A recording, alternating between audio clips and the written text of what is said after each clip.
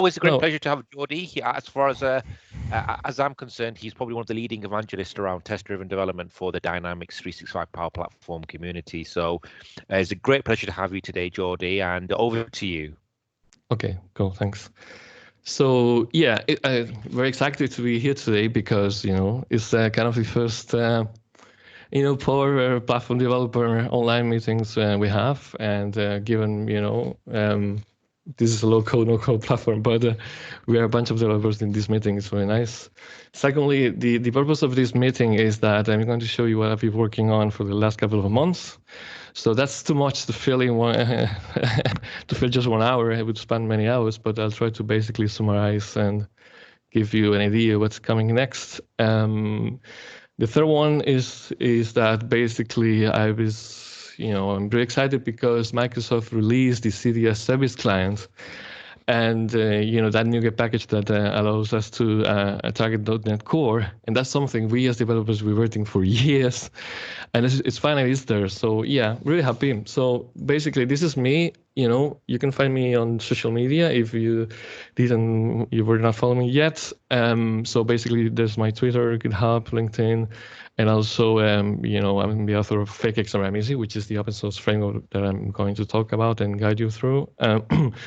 So I'm going to skip this slide because it was a funny joke about testing, but since I'm not fully scary and sharing the screen, then yeah, I'm going to skip it. But basically, kind of the idea behind unit testing, why we should do unit testing, is that we want to really be proactive as opposed to reactive. We don't want to find, production bugs in production or during UAT or functional testing. The good thing about unit testing is because as soon as it runs when we are developing code, that means basically we can find issues much early on in development life cycle. If you fit this within the ALM, etc. It's better to find issues while we are developing rather than just waiting to deploy the solutions and to be found later on, because then is more cost. There's an extra cost of fixing something that was found later on because it needs to basically go through many people. So the idea of unit testing is try to bring as much as we can to the development phase. So for those of you that haven't seen this framework or you know about it, so there's the GitHub link that you can check if you want. So it's an open source framework. This is really for developers. It's not for kind of citizen developers. It's for developers who basically develop the .NET code. And it became very popular. I started with this like in 2014. It has been almost 6 years now. And and it has basically, there's many contributors that have sent have submitted pull requests. And I was checking the other day, and we have like more than 800,000 downloads. If you aggregate, because I have the downloads breakdown by Dynamics version or CDS version, but if you sum them all, basically it's like 800,000 downloads so far. So okay, let's go through an overview. So in version 1, which is the version that is currently available, and I'm going to publish version 2 in the next couple of days, maybe 1 or 2 weeks, because I'm finalizing some tweaks still. But this is like a sneak peek of what's coming, and so I'm going to show you a few highlights. And to me, the most important one is basically .NET Core. So and that's I kind of steal the hashtag from Victor the other day with the interview with Danish, because that's basically what gives you the unlimited power. With the .NET Core. For example, in our case, we had a bunch of MVC applications that were developed way before Power Portals existed or Liquid templates, or we had as well React Web Resources before there was PCF. So we had a bunch of enterprise applications that we couldn't really containerize and migrate them to the cloud in a proper way, like using microservices, because we didn't have support for .NET Core. But now it's going to be more easier, and we were waiting for that release of that new NuGet package, because those applications have been, developed through many years, and in those applications you could find like easily, more than 1,000 unit tests for a single web application to test the backend. So it didn't make sense to start coding a web API calls from scratch. Even you could do it, but that means basically you have to redevelop the whole SDK, which doesn't make sense in that case. So yeah, really excited because this opens up a bunch of possibilities. In the first place, we are able to develop in a cross-platform way. So now we can use not just Windows, but we can use Linux and Mac. Of course, you could for React, but you couldn't do it for .NET, but now you can. So actually, demo, I'm going to do the demo using a Linux Ubuntu distribution. And but that is not just kind of the great thing about it, is that because it runs in .NET Core, we can put that code into a Docker container, and we can run those into a Kubernetes cluster, for example. Or if we go the serverless way, you can also unit test Azure functions that run in .NET Core that talk to the CDS command data service. So yeah, that's kind of the few things to highlight. The other one is basically, so apart from so I was basically porting version 1 to .NET Core, so it runs now in .NET Core with pretty much the same we had in version 1. There will be some breaking changes that I had to introduce, but as part of this kind of migration, and given that basically Microsoft was kind of rethinking the way of, maybe just changing namespaces and separating the messages into different packages, this was as well an opportunity to basically do all the refactor that I couldn't do in years because we are busy with other projects. But basically, what this is going to look like in version 2 is going to be like this. Don't panic because it seems like there are too many packages, but really you will need to install maybe just 1 or 2. That's it. But the thing is that those packages, we have a dependency graph that, for example, when you install the FakeXrmEasy.plugins, it will pull all the dependencies automatically. So the main reason to do this was because this open source framework was basically it has so many contributions and it was growing and growing, and I had to basically just take a cut and say, okay, if this is going this way, basically it's going to be hard to be maintained in future. So, and also because the main interface, the main entry point of doing any unit testing with this is using the XRM fake context, which is the main class, and the organization service. The idea is that you just need to use the organization service to do to unit test anything that talks to CDS.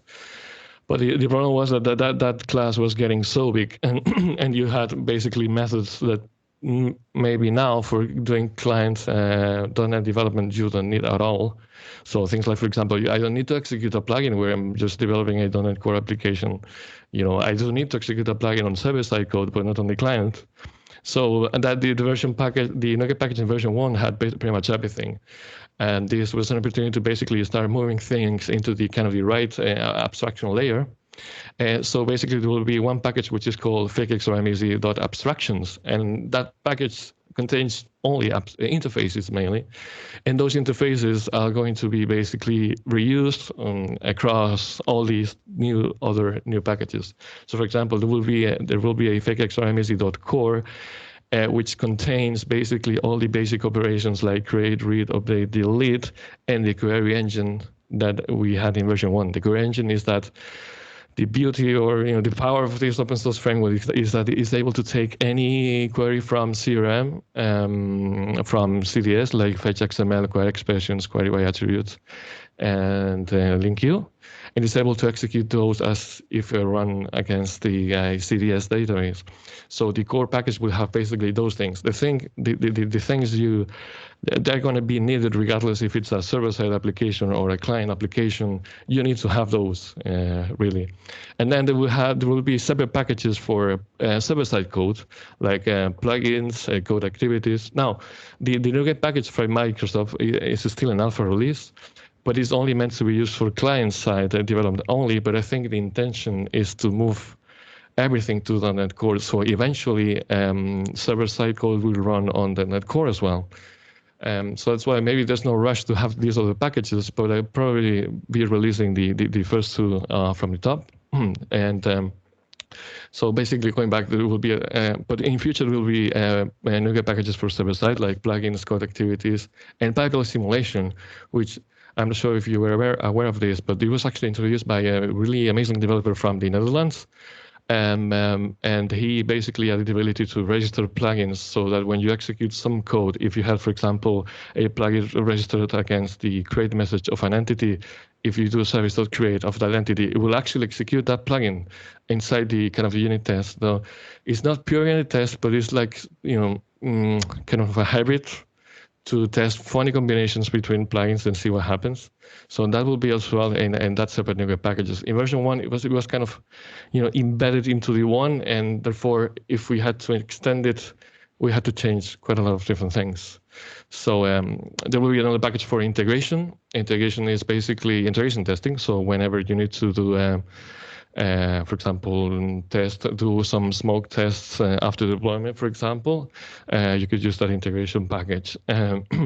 Also, that integration package, it was moved to a separate NuGet package because I found from my own experience as well that we sometimes, by accident, we were pushing integration tests into the unit test, and then the build was starting to fail like crazy, But then that's why also having this logic is kind of separated into different NuGet packages makes sense, because then when you work on the unit test project, you only need to use the packages for unit testing, and this will kind of enforce, at least encourage, to have integration tests into a separate project as well. And there will be, because Microsoft, I think, is still deciding to separate messages into kind of the CDS and first-party apps. So I think I'm going to do this. I'm going to do the same with messages that will be consumed by different packages. So let's move to the next one. I've been busy all this time. It was not just moving stuff and making sure it was working on .NET Core. It was also this was an opportunity to basically this, for example, in this screenshot you can see an image that had like 2,000 lines of code in version 1, but that has been reduced like 200 only. Why? Because I moved all the code translation steps I moved them to extension methods. And so basically, we have a massive single file. You have a bunch of files, but much smaller. So actually, makes it easier to find what you need to change and review, record reviews even. What's next as well? It's a new middleware.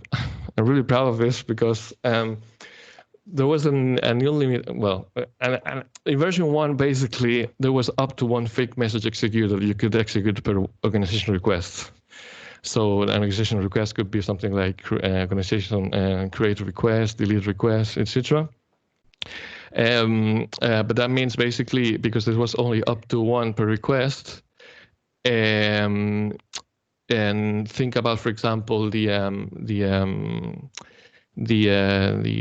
you want to extend the framework to enforce security roles, for example, which is something I was asked about in some of the events I was talking in the past, and on the 365 Saturdays.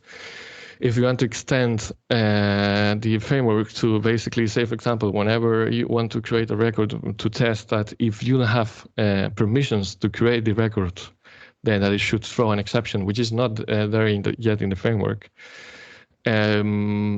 Well, that means then we have to go into the create operation in version 1 and then update and add a new if, for example, security roles is enabled, then do this, which is introducing basically more maintenance.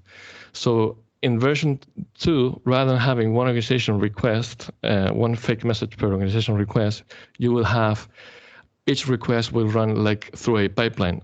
If you think about this, like for example, in ASP.NET Core, when you execute an HTTP request, that HTTP request you can configure your own pipeline, your middleware. You can inject authentication, authorization, entity framework, MVC. Basically, you can define how the response should react to that HTTP request. So this is kind of the same idea, but applied to organization requests, because in the end, an organization request is also an HTTP request. So now the difference is that the pipeline will be configurable, and and so that there will be that limitation will no longer exist. So if in version 1 we want to introduce, for example, security roles, and we have to touch the create, read, update. Basically, we have to touch the core of the framework, and that validation will run as a step prior to the create, read, update, delete messages, and so the version 2, sorry, will come up with this helper, which is the XRM fake context factory, that will initialize that pipeline for you with some defaults to cover the most common scenarios. But basically, you could build your own pipeline from scratch now, which is rather cool. The other thing I was doing is basically, because now in version 1 I was using a Bayer, and that was something I wanted always to migrate. And for the FakeXrmEasy.js, I was using Azure DevOps.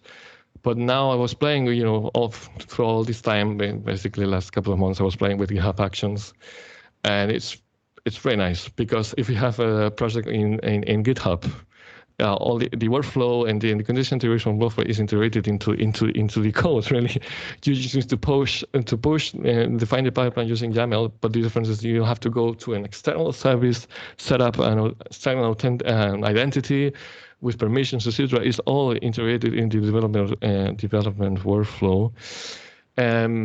One thing is that because also version 2 is spread across different packages, I needed something to have like a private set of private repository for NuGet packages that are consumed by the continuous integration build.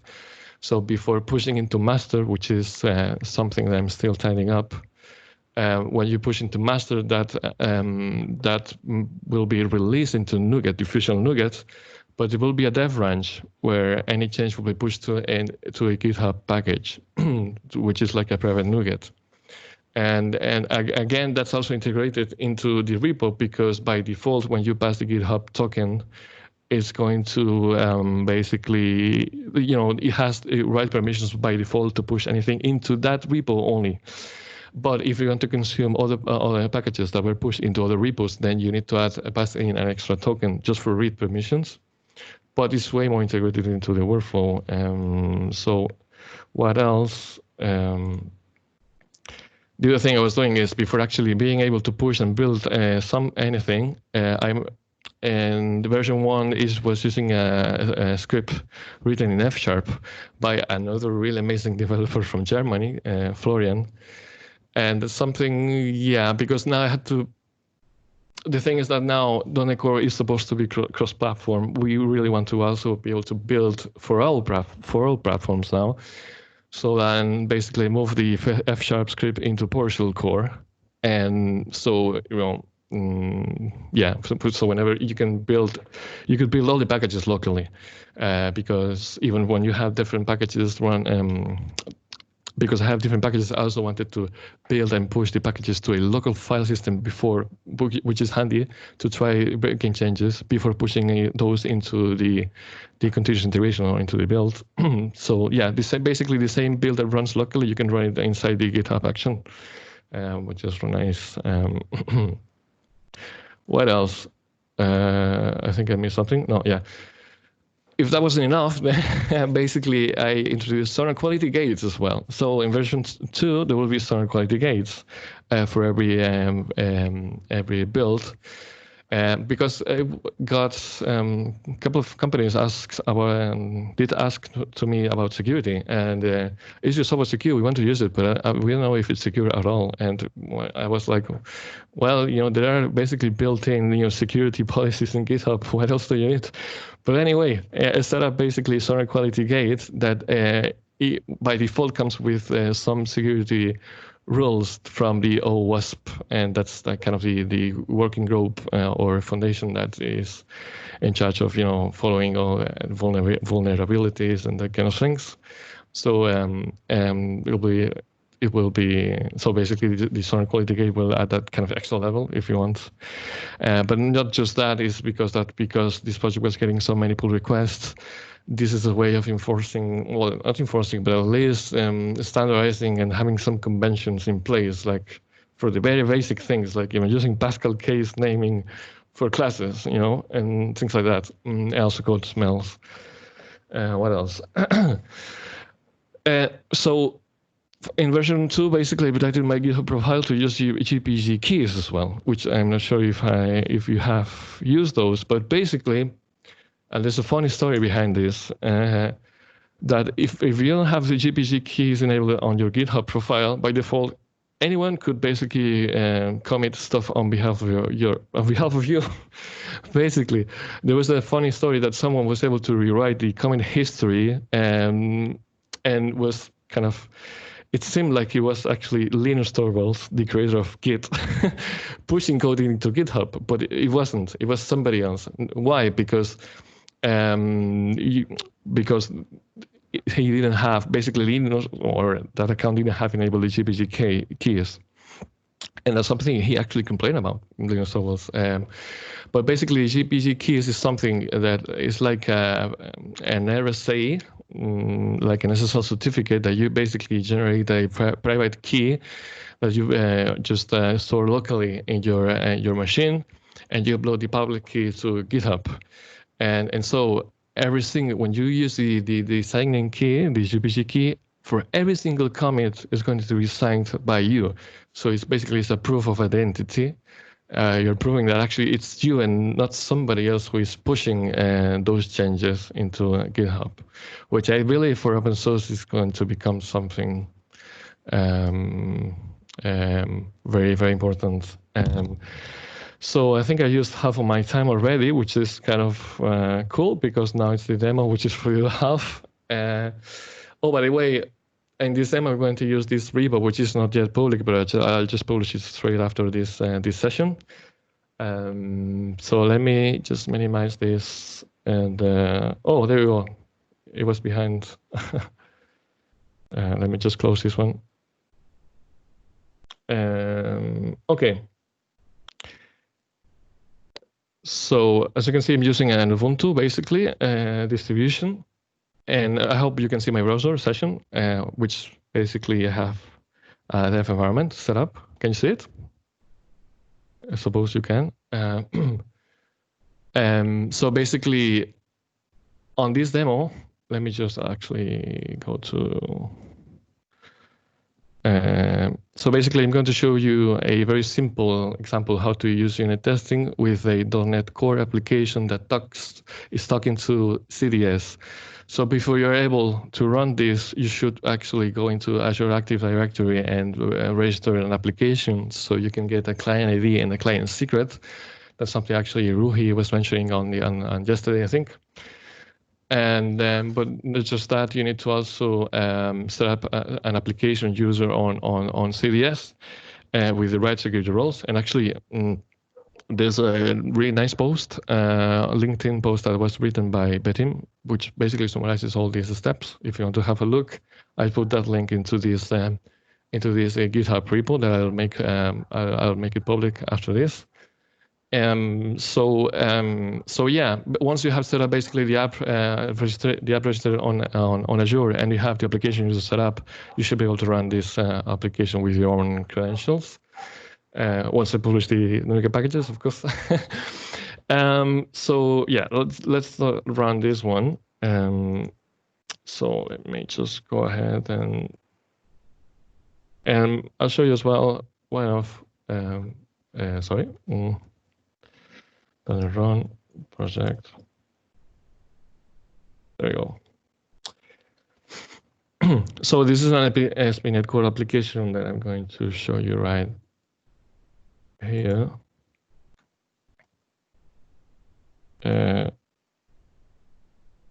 Sorry. And yeah, it's basically when you create a .NET Core application, you can choose different templates. This is the template that is using React, but I'm not going to show you React because there has been plenty of React already in this event. But yeah, this is the unlimited power app because with .NET Core you have unlimited possibilities. And but in the end, this app is really simple. Actually, this application is based on Collins Vermandos, who works for KPMG. He has a public repository where he had set up some a similar application. I just extended a little bit to add the unit tests and also a details page. Like when you click on add new, this is displaying this contact details page. So what's the purpose of this demo is to basically show you how can you unit test a very simple scenario where you want to create a new contact that is stored in CDS, but you're creating it from a .NET application. And also to make sure that, for example, if I pick someone else's email address, like this one, if I try to create a new one, if I start a new contact with that email address, that it's going to complain because it already exists. Very simple scenario. This is something that I'm going to do now. So let me jump over and stop this application. This is something just to get a review that I had on the master branch. Let me check on which branch I'm on right now. Master, yeah. So let's switch to the dev branch. Sorry. Oh yeah. Let me actually, because I was making changes to the slide, and I have the slides as well in the same repo. Let me just push these changes first. And actually, I will save this one first and close it. Yeah, so the log should go away now. Yeah, got changes.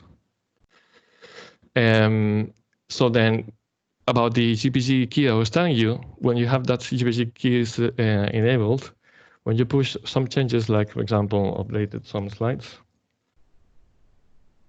if you set up that correctly in Visual Studio Code, when you commit, you will get this pop-up window, which is basically you need to sign in the commit with your private key and your passphrase, which is something you only know. So let me just Can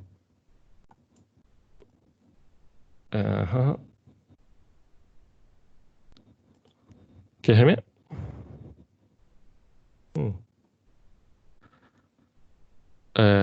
Sorry.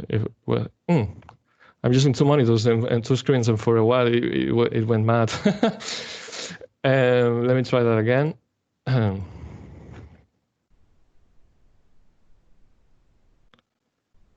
Has been committed with my private key, and when I pushing it, then you would see on the GitHub repo that basically it's now a verified commit.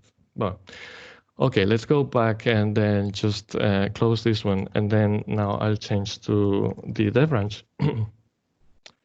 Yeah, so I'm still in dev branch. So let's open up Visual Studio Code, and this branch has almost the same thing that the app I was showing you, but the difference is that the logic to save the contact details is pretty much blank. So I'm going to show you how to add the unit test for that one. But before going into the details of how to add those tests, let me go through kind of maybe the extensions that I'm using as well, and how this project is kind of organized. In the first place, it was a bit of an adventure, because when you're developing on Ubuntu, on Linux, you don't have the full Visual Studio Enterprise. It's only on Windows and Mac, as far as I know. But on the other hand, there's a bunch of extensions you can install on Visual Studio Code. So one extension that gives you kind of the look and feel of the Solution Explorer in the full Visual Studio Enterprise is this extension called actually Solution Explorer. So when you use that one, basically this is ideal if in the project structure you have other files that are not C#.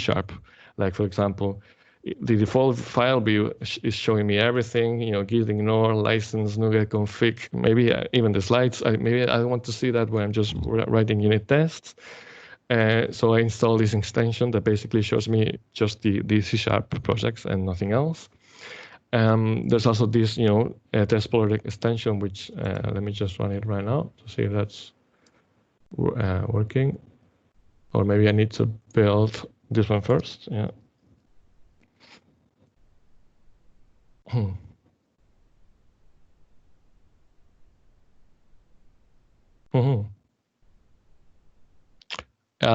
think of what's going on. Let me check something.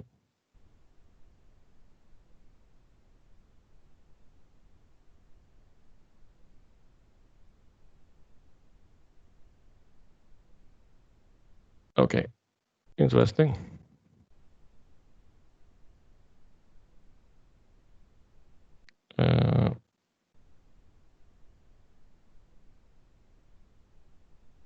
Let me check something else. Let me check if the settings is set up to test project.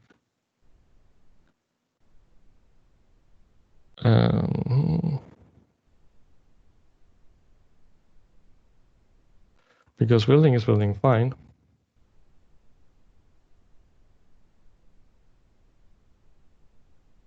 And even if I run the test and this shouldn't have any test, if that doesn't work, I might just do master runs directly. So, sorry. Yeah, let's switch to the master for a while just to check.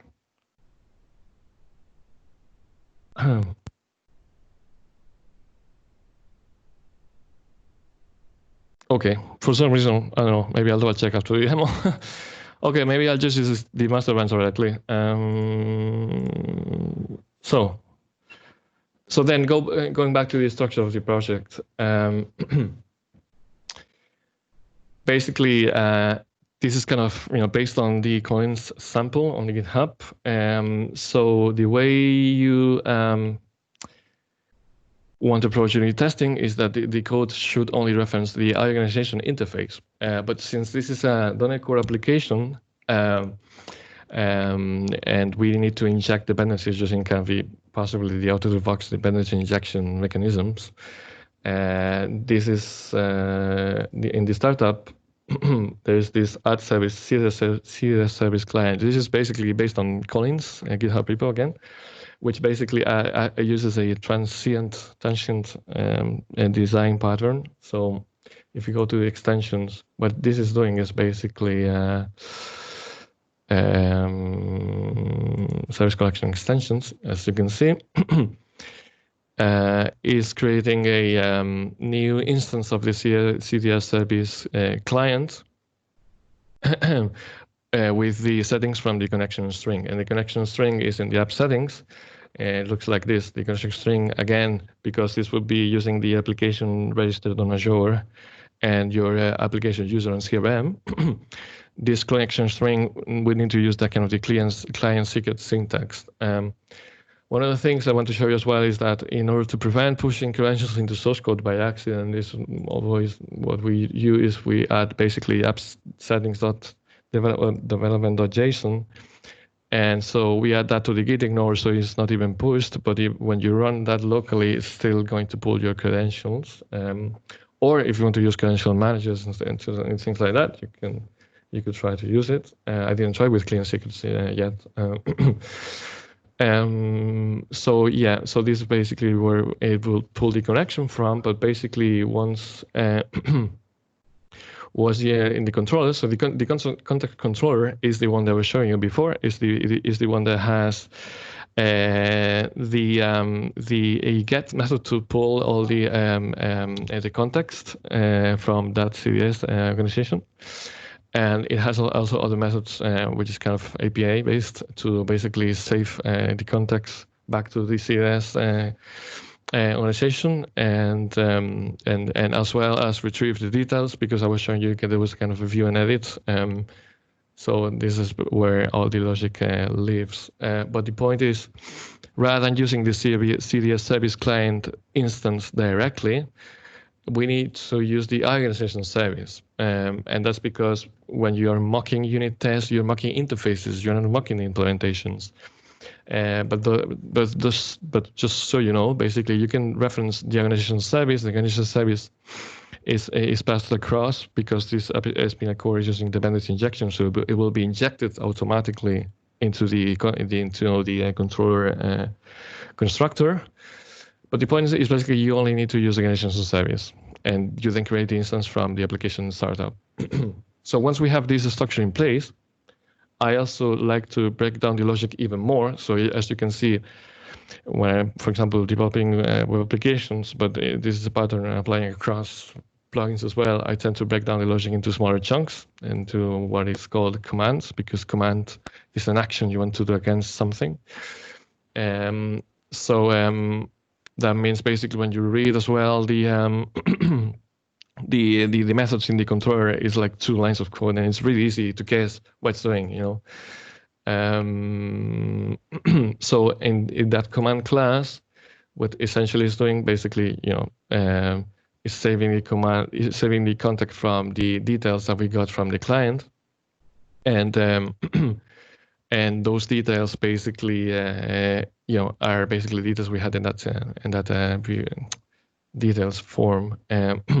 So what it's doing is basically searching if the contact exists based on that email address. If it doesn't exist, it creates the contact. Otherwise, it raises an error. And the way you would test this, then in that case, you only need to test that command, not even the controller. For the controller, maybe you want to do some kind of interaction testing, like making sure, for example, the controller was called with the controller was calling that command with the exact same parameters it got from the URL, but that's it. Most of the logic to test the business logic could live on those commands, which is a pattern I use quite often. So how do you organize the code with the new version? So I'm using basically this shared class, which is a base class to store basically the organization service and the fake context. And the fake context is the one that you get from that middleware that I was mentioning before. So this is a context that has all the pipeline, the configurable pipeline already implemented for you. But if you wanted to customize it, you could basically build that interface from scratch if you wanted to. But this basically FakeXrmEasy test base is handy because then all the unit tests kind of reuse the same variables, and this is used across the board and probably on every single unit test. If you're thinking of basically organizing your code on version 1, this is still applicable. Actually, if you could do that now, then by the time you want to migrate to, say, version 2, it will be a lot easier because then all the unit tests will only reference this base class. And so you have to, you know, initialize the context for every single unit test, or even for every single class. It's kind of done in one place. And also, it might be saving a lot of code as well, because this might seem it's only 2 lines of code, but if you had, you know, 1,000 unit tests, it's 2 by 2, you know, by 1,000, 2,000 lines of code easily.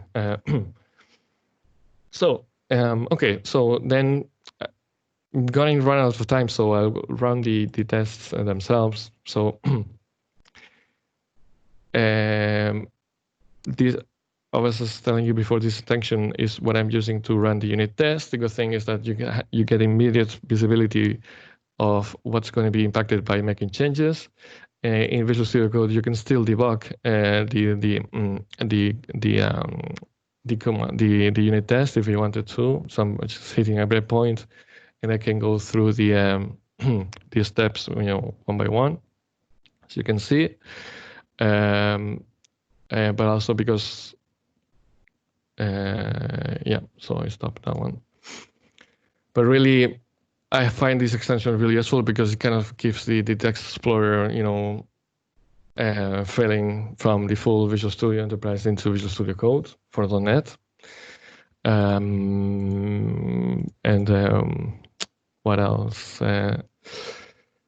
Yeah, there's 15 minutes left. Do you have any questions so far? Like,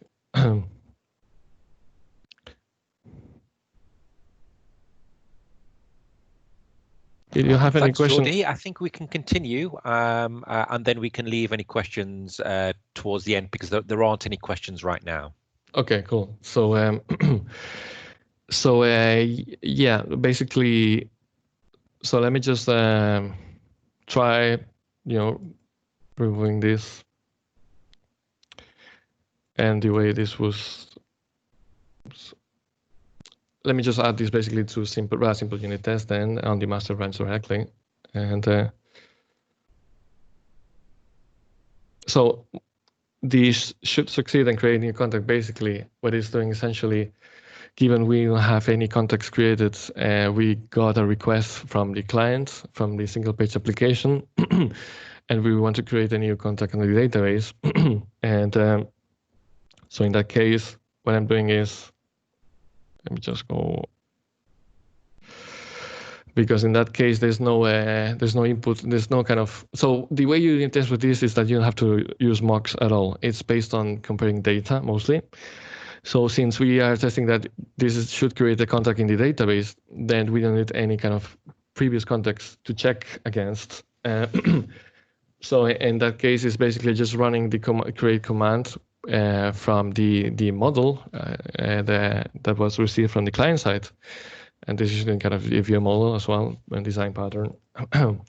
And then when basically that command is executed, it should basically succeed. And we make sure that contact was created by just querying the contact against the fake context. And the fake context is basically what has, you can think of the fake context like in memory database. It has all the, you can put in all the entities you want. So essentially the idea is to be used as a in-memory database. So we are basically double checking the contact was created is not null, and it basically that equals the values that we receive from the client matches the ones that we have in the contact that was passed in. And so, and say now we want to test basically that the if the scenario where there was a pre-existing contact with an email address, we want to create duplicates. In that case, you call this method called initialize. And initialize is something to be used to kind of define the initial state of the database, the entities that you need that are basically relevant to test this scenario. So assuming there was a contact with this email address, when I execute the command to create that contact in the database, then I'm checking that basically it should return that it shouldn't succeed because that email was duplicate, is the exact same one as we had before, and also that still at the end that this command didn't alter the state of the database, so that we still have one single contact, the contact that we had at the beginning, and that's it really. This is how it works. The idea, if you want to. You have loads of examples. If you go to, for example, the project on GitHub, this one. This is still version 1, but if you go to the test.share folder, there's a bunch of examples you can find. Like for example. Let me show you. Yeah, this one's. If you want to actually see how some of the how if you want to see how the framework works in general, you can even look at the source code, and it has a bunch of tests basically. So I don't know. Basically, if there are any questions, just let me know. Maybe it's specific to the new features I'm introducing, like in version 2 or anything? Yes, thanks again, Jordi. So so one of the questions by Cole is perhaps it's a silly question, but will FakeXrmEasy version 2 only work with .NET Core and .NET Framework, and not .NET Framework? Sorry. So in the short time, no, but in the future, yes, it will work both. The issue, and that's a good question. So right now I'm supporting .NET Core only, but because the CDS service client doesn't target the .NET standard. If that was the case, then it would be fairly simple to support both. But because it doesn't target the .NET standard framework, that means if we want to support both the full .NET framework and .NET Core, then those NuGet packages need to be basically a multi-target NuGet package, which is fine. I can do it. But my worry is basically when things start breaking because some of the namespaces are changed, etc. Maybe there will be some point in time that basically, because the idea was that also not just make it work for .NET Core, but and for the .NET Full framework, but also that I could bring those features back to version 1 in .NET in the full framework as well. So being able to rather than it's in version 2, but using the full framework to be able to, if you wanted to use the XRM tooling for the time being, because the issue right now is that the CDS service client doesn't it supports the full .NET framework, but it doesn't support server-side code yet. So but yeah, that's something I'm having the radar. Yeah, that's a great question. Okay, so the next question is, could you show an example of how you would use a many-to-many relationship in the unit tests? That's always been a challenge on projects. So great question. So basically, you can do two things. Let me search add relationship.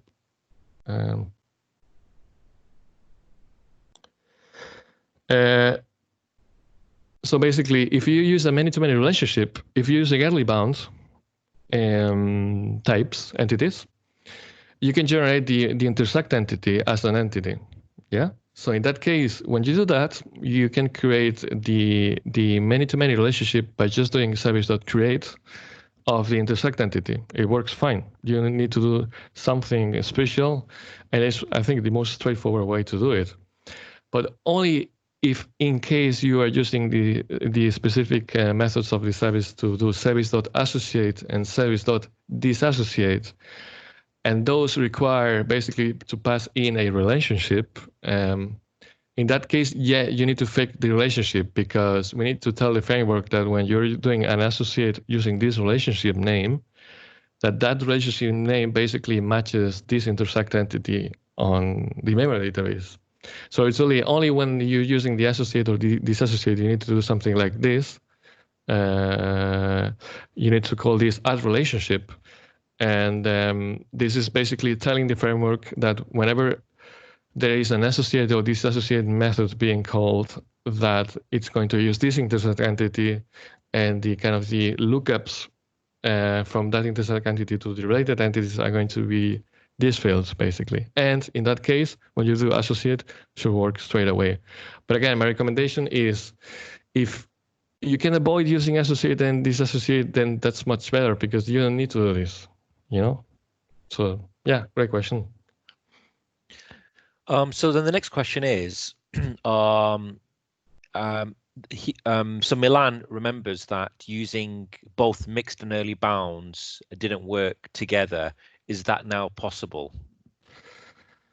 So no, because I think that's a bit dangerous. We don't want to really be using early bound and late bound at the same time. That's my take. When I'm using early bound, I really want to run the business logic against something I was generating before, using, for example, CM Service Client, or Daryl Lavar's early bound generator. I really want to use only the early bound types, because when, for example, if I run a FakeXrmEasy query, then if the entity doesn't exist in the early bound types, it's going to give an error, which is something handy that you could find basically when you're developing, not just wait to be deployed and then find it afterwards if you are using late bound. But as far as I know, no, this shouldn't be possible. What could be possible, I think, I didn't check, we need to double check that, is if you had, say, if you had generated like 10 different entities, and you use a late bound entity that is using some of those 10 entities, I think that should still work. So, but only if the entities were generated before, yeah. Yeah, I mean, I agree. The whole idea behind early bound and late bound is about an experience. In terms of performance, I mean, there isn't a massive difference, but there's a whole experience behind using either one. So if we're mixing both, then we're kind of defeating the purpose. Yeah, exactly. Really. But yeah, I mean, it's an interesting point. So then there's also just one thing. There's also you can actually inject metadata as well, not just data.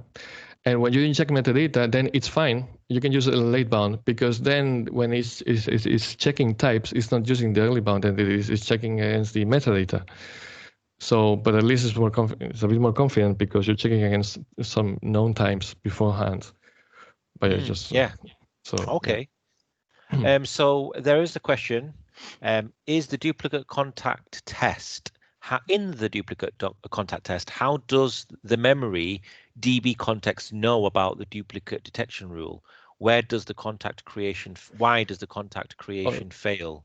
Oh, sorry, yeah, because I didn't show you. So this was basically, apologies. So that was the unit test, but the actual implementation was doing something like this. So there was a link queue query that was checking if the email address existed, and if it didn't exist, but it was creating the contact. Otherwise, it was generating that, returning that error message, basically. So what is making this fail is the actual implementation of the backend ASP.NET Core application. Yeah. Okay, so the next question is how to unit test the plugin execution context and code activity context using FakeXrm. So again, I was showing basically just what the updates for .NET Core, and .NET Core is client only, but in version 1, you can test plugins and code activities as well. That's something I didn't want to focus on for this session, because it's something I did so many sessions before, but it's still possible. There are actually different method overloads you can use. For example, you can use execute plugin with, and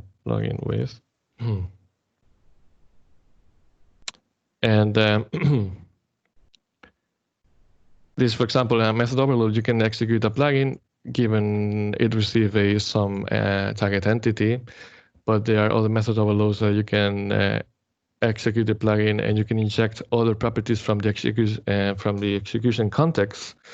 If, for example, your plugin logic needs to do something with the properties of that plugin context, then this is the way to go. Otherwise, if the plugin only fires for the target, then you just run this execute plugin with target. And the same thing for code activities. So there is execute code activity.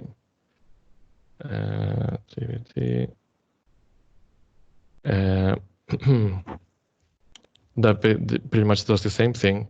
It receives the dictionary, which are basically input properties, and you can do execute code activity. This is create task activity with these inputs, and then make sure that whatever is supposed to be happening, that is happening correctly. So yeah, you can test plugins, you can test code activities as well. That's no problem. If you want to have more, there are kind of more simple examples, maybe rather than just looking into the source code directly. If you go to this website, you would see that if you go to the Get Started section, there's documentation for version 1 for how to install it, how do you write your first unit test the plugin, test the code activity, and the question actually about the many-to-many relationship is there already. Yeah, that's it. Great stuff. And I think Satya was a bit late on joining the call, but he was asking, does this support .NET Core? Oh yeah, it was the whole presentation about. So version 1 is only for the full .NET framework so far, but basically the demo was about .NET framework. As in fact, I was running, version 2 is for .NET framework, yes. But keep in mind, this is using the CAS service client NuGet package, which is still in alpha release, so it's not yet production ready. But yes, it would be interesting to see this in an Azure function, Jordi. Would you be doing a demo on that in the future? Yeah, if you want, yeah, sure, definitely. Yeah, that would be interesting, because now we're doing a lot more development in Azure functions. Yeah, it was be really cool to see that. Yeah. Yeah. So, but essentially the same concepts that basically you could do in a ASP.NET Core application is still applicable to Azure, which is just basically the syntax of how to invoke that Azure function. But the way you unit test the logic in that Azure function wouldn't be much different. It's using the CD organization service interface. You set up the data you need to use for testing that Azure function, etc. Same idea, but there, because the Azure function runs in .NET Core, it's okay, you can use it for Azure functions as well. Great stuff, Jordi. And thanks once again for being such a leading ambassador when it comes to code quality, test-driven development, especially for the Microsoft Power Platform and Dynamics 365 community. You're welcome. It's behind, it's such an important area. And yep. So if you want to see Jordi again, he's got lots more to cover. You could also, I don't know if you want to mention, Jordi, about your course that you're doing as well. Well, yeah, as part of working on this version 2, I was kind of preparing a training course as well. That's kind of had some of the contents was because I delivered some training courses on the side before for version 1, but this will have basically the same as version 1 and version 2, compress all this knowledge of like 5 years, hopefully in a couple of hours, which is going to be a challenge. But yeah, I was starting recording it, and hopefully it will be available in a couple of weeks, 1 or 2 weeks maybe. Excellent. So when we do DevOps Saturday, maybe we could share to the community more about that. Yeah. Sure. Yeah. Of course. Yeah. Excellent stuff. Okay. Well, look. Thanks again, Jordi. Always a great pleasure. And so now it's over to Ivan, who's back